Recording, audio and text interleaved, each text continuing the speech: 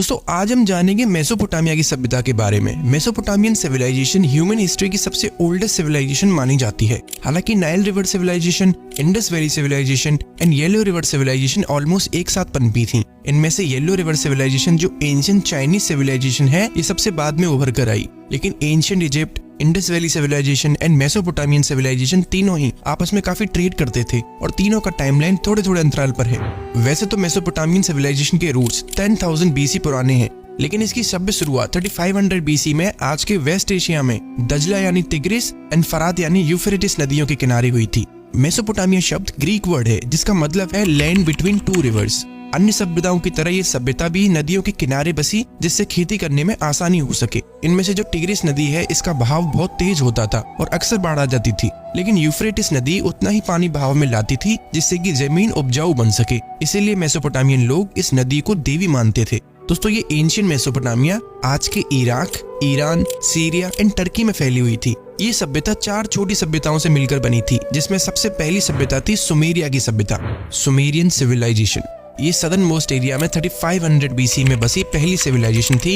इन्होंने सबसे पहला शहर उर बनाया, फिर कुछ अन्य शहर जैसे इरुडू, इरेच, किश, लगेश एक्सेट्रा। इन शहरों का अपना एक अलग राजा होता था और राजा का ही इन शहरों की जमीन पर कब्जा होता था। दोस्तों ये सुमेरियंस ही थे जिन्होंने सबसे पहले लिखना सीखा और क्यूनिफॉर्म राइटिंग सिस्टम बनाया। इन्होंने हल का भी आविष्कार किया, इन्होंने पानी की नाव का भी आविष्कार किया जो काफी गेम चेंजिंग साबित हुआ। इसके बाद यहाँ सेंटर में अकेडियन सिविलाइजेशन लगभग 3500 BC के ही अराउंड बसी और अकेडियन सिविलाइजेशन ने ही सुमेरियंस को नष्ट करके उनकी सिविलाइजेशन पर कब्जा कर लिया। Akkadian civilization, Akkadian king Sargon ने 2371 BC के अराउंड सुमेरियंस को हरा के इस इलाके को अपना साम्राज्य में मिला लिया और अकेडियन एम्पायर एस्टेब्लिश किया। दोस्तों ये दुनिया का सबसे पहला एम्पायर था जो किसी राजा द्वारा स्थापित किया गया था। सारगोन ने एक नई लैंग्वेज अकेडियन अपने इस किंगडम में स्थापित करी, Babylonians.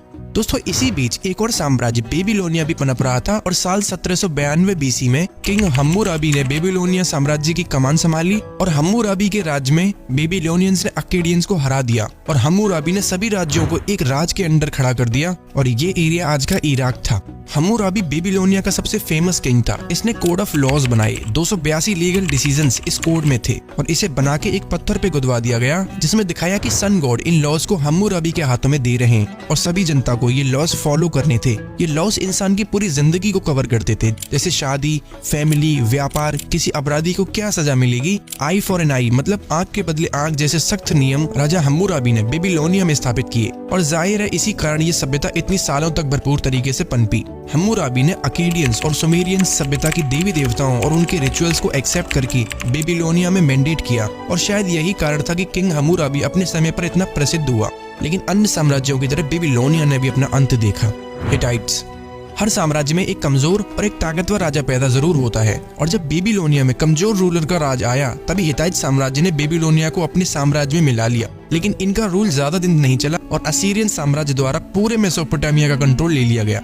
Assyrian civilisation, Assyrians 2000 BC में बसा एक राज्य था जो पावर में आया 1000 BC में एंड इसने पूरे मेसोपोटामिया को जीत लिया और अपनी कैपिटल असुर बनाई। इसका लास्ट पावरफुल रूलर अशुरबेनिपाल एक वॉरियर के साथ साथ एक पोइट भी था और इसकी रॉयल लाइब्रेरी से काफी कमाल के लिटरेट मिले हैं। दोस्तों असीरियंस को चैल्डियंस ने डाउन रूल कर दिया। चैल्डियंस, ये चैल्डियंस कोई और नहीं बल्कि बेबीलोनियंस के ही डिसेंडेंट थे और इन्होंने फिर से बेबीलोनिया को रीबिल्ड किया और इन्हीं चैल्डियंस के अंडर हमें हमारे एंशिएंट 7 वंडर्स में से एक the hanging garden of Babylonia मिला। और दोस्तों ये बेबीलोनिया वही शहर है जहां अलेक्जेंडर द ग्रेट की मृत्यु हुई थी।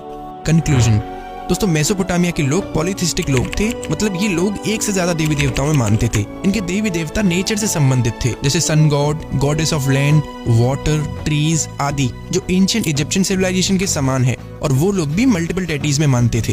हर शहर का अपना एक यूनिक भगवान होता था और जो यूनिवर्सल भगवान जैसे सन, मून, वाटर, लैंड, उनकी टेम्पल्स हर शहर में मिलते थे। मेसोपोटामिया के राजा इजिप्शियंस की ही तरह आफ्टर लाइफ में बिलीव करते थे, इसीलिए जब उन्हें दफनाया जाता था तो अनेकों ऐशो आराम के सामान भी साथ में रखे जाते थे। लेकिन दोस्तों आपने यहाँ एक चीज नोटिस करी होगी कि मेसोपोटामिया के लोग इंडस वैली सिविलाइजेशन की तरह नहीं थे। यहाँ के रूलर आपस में लड़ते थे और एक दूसरे की टेरिटरीज को कब्जा करने की फिराक में रहते थे। वहीं इंडस वैली के लोग बिल्कुल अपोजिट थे। वहाँ महिलाएं घर की मुखिया होती थी, कोई रूलर नहीं था और ये लोग लोहे से परिचित नहीं थे और न ही एक शहर से दूसरे शहर पर हमला करते थे।